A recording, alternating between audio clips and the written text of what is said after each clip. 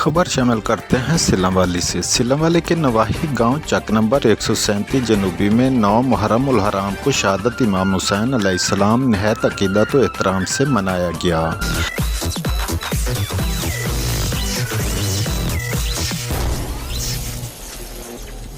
Sting test का झटका।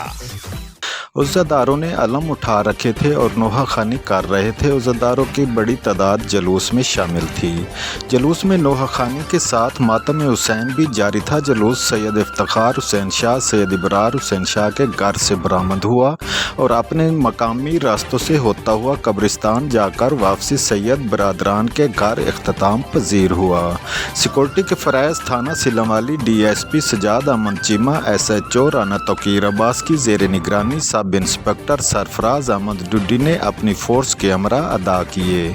जलूस में उज़्ज़ादारों के साथ इज़हार यकजहती, मोहब्बत और भाईचारे को फ़रोग़ देते हुए राजा हसन मुमताज़ ने भी शिरकत की और ज़ुलजना से इज़हार मोहब्बत करते हुए कहा कि हम सब आपस में भाई भाई हैं। हम इंशाअल्लाह एक दूसरे के साथ प्यार और मोहब्बत से रहते हुए किसी की भी दिल आज़ारी नहीं करेंगे।